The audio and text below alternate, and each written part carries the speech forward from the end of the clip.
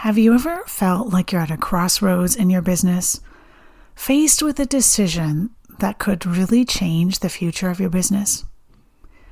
The stakes feel really high, the options are many, and the pressure is on. Sound familiar? As entrepreneurs, we've all been there. But what separates good decisions from really great ones?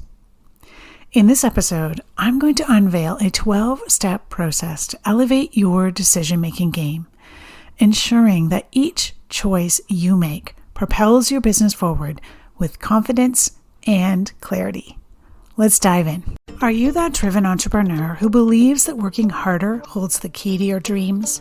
Are you drowning in the day-to-day tasks, wishing you had more time to strategize and cast the vision for your business growth? Hi, I'm Donna Dubé, your guide on this entrepreneurial journey. I've walked in your worn-out shoes, burning the midnight oil, convinced that sheer hard work was the secret to success. Just one more email, one more task, until I found myself on a one-way track to burnout. But here's the twist in the tale. I discovered that success isn't just about working harder, it's about working smarter. It's about being intentional with our time. It's about steering our ship with focus, because no team, system, or automation can outperform a lack of direction. In this podcast, I'm sharing with you all the strategies for business growth that it took me years to learn. If you're ready to step out of the daily overwhelm so you can amplify your profits, then I'm ready to teach you. I believe the only limit to your business growth is the one you set for yourself. Go grab a notebook, warm up that cup of tea, and let's do this. Welcome back to the podcast, CEOs. I'm so happy you're here. Now, if I know you, you're a determined entrepreneur who puts your heart and soul into your business. You've worked really hard to navigate this, shall we say, ever-changing landscape of this online world. And along the way, some decisions you've had to make have been easy peasy, simple, and you can make them with almost no effort at all, right? Almost with your eyes closed. But other decisions are much more difficult for you to make and weigh on your mind a lot more. Perhaps even keep you up at night. These decisions that you need to grapple with are usually related to some pivotal decision that could really redefine or change the trajectory of your business, right? So maybe you've toyed with the idea of pivoting your service or your offerings. Maybe you want to cater to a more niche market, but then you start worrying because the thought of leaving your comfort zone fills you with uncertainty and fear. Or perhaps you've considered expanding your business to reach a broader audience, but then, the fear of losing your unique identity and what makes you you kind of holds you back. There are very different kinds of dilemmas that we deal with as we navigate this journey of entrepreneurship. And each option, there's risks and there's rewards, right? And every time we look at a decision, there's promises of what the rewards can be, but then we also have to look at the risks. And this can sometimes leave us feeling very torn between the safety of what we're familiar with and what we're comfortable with, but also the allure and the attraction of growth and innovation. But here's the crux of the matter. In this fast-paced online world of business that we're in, standing still is just not an option. To thrive, we have to be willing to adapt and evolve, and even sometimes pivot. And that's exactly why making these decisions is hard. And most people I work with feel like they go through the decision-making process almost intuitively. And, if you've been making your decisions for your business for years, it'll feel somewhat natural. And it's kind of hard to look inside our brain and break down how we actually make these difficult decisions. But that's not the point. You make small decisions daily. And then the big ones that require more processing and feel more risky and more uncertain, those are the ones I want to talk about today. Those are the bigger decisions that weigh on us. And those are the ones where this 12-step framework will help. Now, do not panic when I say 12 steps and you think, oh, that's too much already. I've broken it down into 12 very small bite-sized pieces, but you can certainly put some of these steps together, and so you can get it down to much less than 12 steps. But for the purpose of the podcast, I wanted to break it down so it'd be easy to consume and listen to. So when your business relies on you to make these strategic decisions, you have to think of it as an investment in this decision-making process, right? And this 12-step framework, it's like a recipe to help you make better decisions. And you ask me, well, is it really necessary? I've been doing okay so far. But what we don't realize is that we're often biased by factors that sometimes lead to poor decisions without even knowing it. So if a decision has some sort of emotional attachment to it, we're susceptible to that. We're susceptible to confirmation biases and ideas from a past that we think things have to be a certain way. So you see, decision-making isn't just a skill. I believe it's an art. And like any art form, it requires practice. It requires patience and some sort of proven process. And that's why I want to take you on a journey through these 12 steps to help you make better decisions. You can think of this like a roadmap that's going to guide you through even the toughest choices you're going to have to make with clarity and with confidence. Alrighty, let's dive into these 12 steps broken down into small, bite-sized, doable actions. So you've got a tough decision to make. You're, waffling with it throughout the day. Maybe you're still thinking about it at night when you're at the kids' ball game. And maybe even it's waking you up or keeping you up at night, stressing about it. So step number 1 is defining the problem clearly. So in other words, I want you to get to the root of the problem. I don't want you to solve the symptom. I want you to solve the root. Because when you solve the root of the problem, you actually solve the symptoms along the way. So when the problem is really crystal clear, so is the why behind the decision. So really defining the problem clearly and not just looking at the symptoms. Step number 2, gather information. Now, for those of you who know me, I am a high fact finder on the Colby Index, which means I love researching and gathering information. And I must admit, I can get stuck down this rabbit hole. So if you are like me, take this step with caution, set a timer if you need to. If you're the other way around, like many of the clients I work with who are visionaries and diving into the details and researching is not their strong point, then this is a piece you're really going to want to pay attention to. So gathering information, I want you to collect relevant data, research any insights that you can on what this problem is. And I want you to use various sources to inform your decision. The key to using multiple sources is even sources that you might not agree with, but this helps you give more depth, right? It helps you expand beyond your current thought process so that you can make the best informed decision possible. All right, step number 3, consider multiple perspectives. Again, this fits in with the gathering information, but I want you to involve different stakeholders in this gathering of information and perspectives. People with different backgrounds and different experiences, bring them in. And this helps you get a really well-rounded view. If you think about it, if you only speak to people who think like you, look like you, and act like you, you're only going to see what you want to see. And I see this a lot of times with my clients, which is wonderful. It's such a beautiful thing. But again, my clients and I are usually very opposite. I'm a high fact finder. I'm a high follow through, but I'm slower to process and put that new thing into action. My clients, on the other hand, are quick starts. They've got a million ideas coming at them really quickly, and they want them all implemented yesterday, right? And so we actually balance each other out. It's like the yin and the yang, because when they're trusting and when they bring me into helping the decision, I bring a different background, a different experience, a different viewpoint to what they're struggling with. And so I don't speak like them. I don't act like them. I don't think like them, which is exactly what you want to do in this situation. You want to bring people in to help you make this decision who can provide a different perspective than what you already know. Alrighty, step number 4, evaluate the evidence. Again, my high fact finders out there, we love this part, right?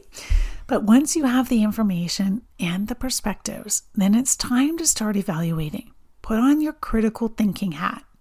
Start looking for biases and gaps in the evidence. And if you find them, go digging a little bit more and see if you can find the answers and close those gaps and biases.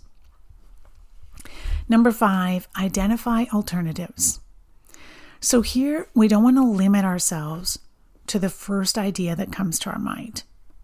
And as humans, we're guilty of this sometimes, because the truth is we've been grappling with some big decision for a long time. And when some kind of solution comes to our mind, we just want to grab it and move on, right? Because the weight of grappling with this decision on our mind has been heavy, and we want to release that. But I challenge you here to not just take the first idea that comes to your mind. The brain's tendency to stick with familiar ideas can really blind us to better solutions. So continue to brainstorm different options and different solutions before you settle.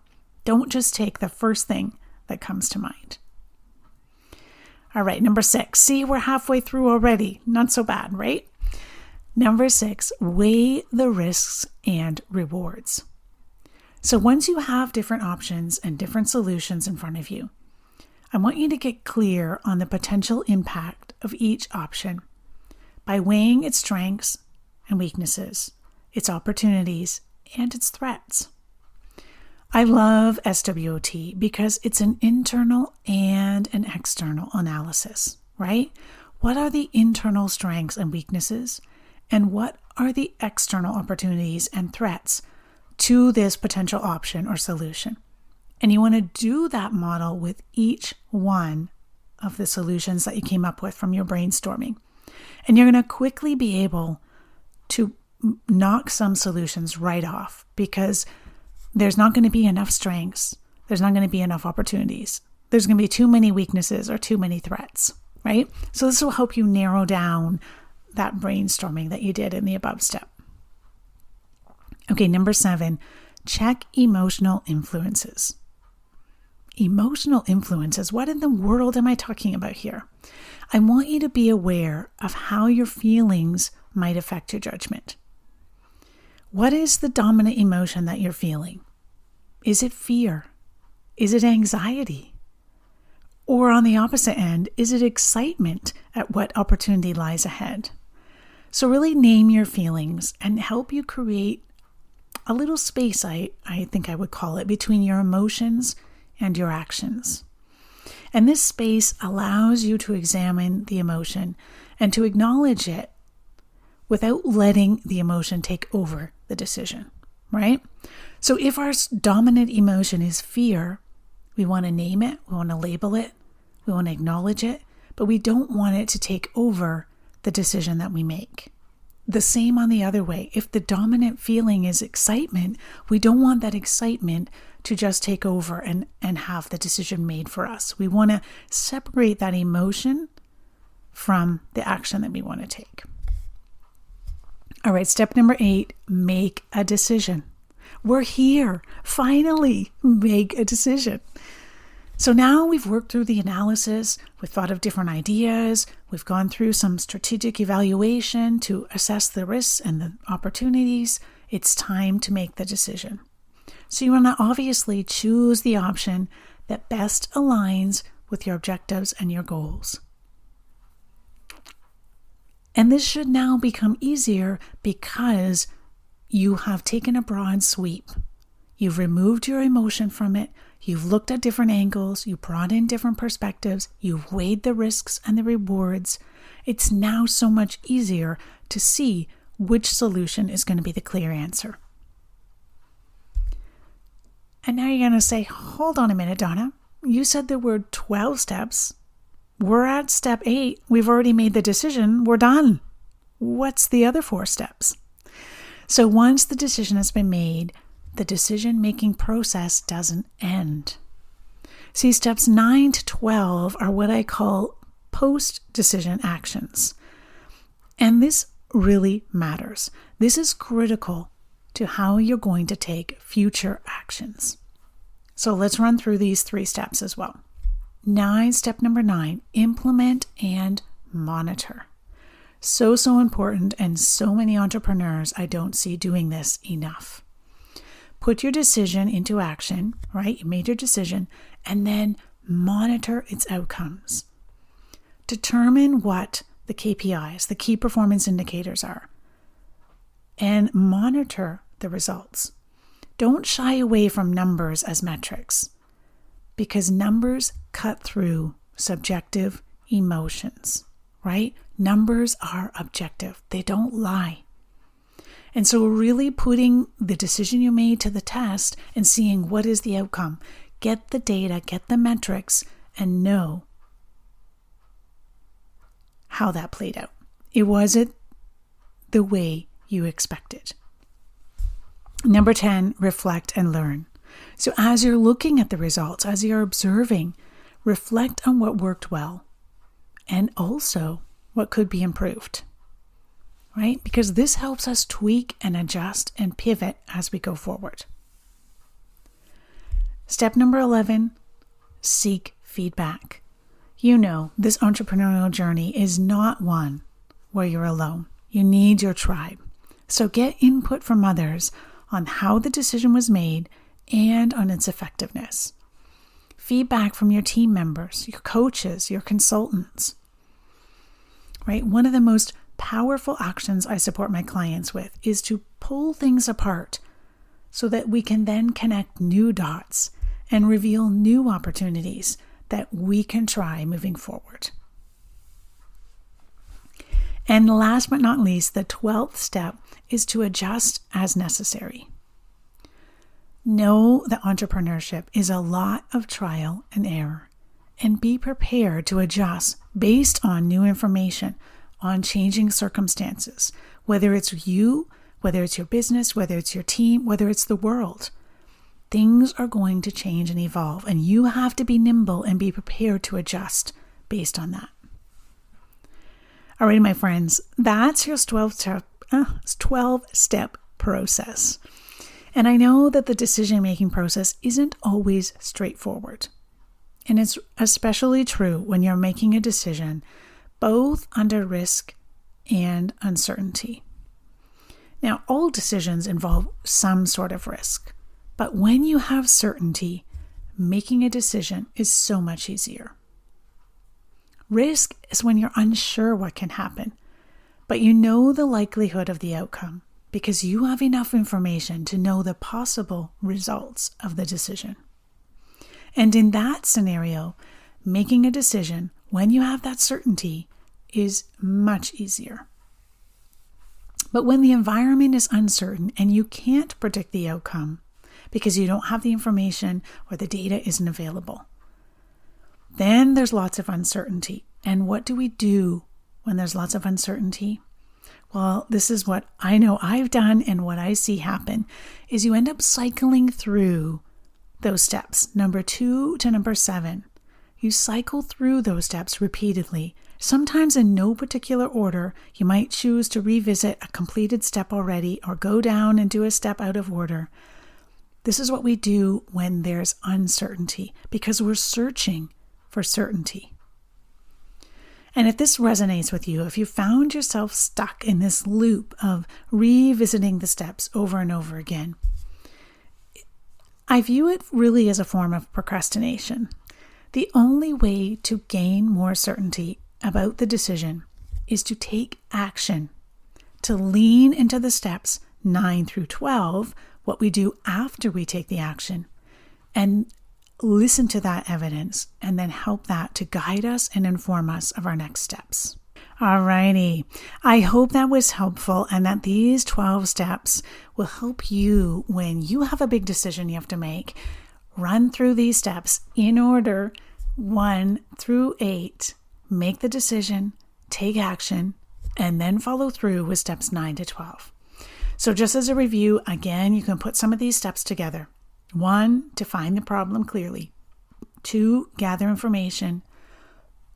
3, consider multiple perspectives.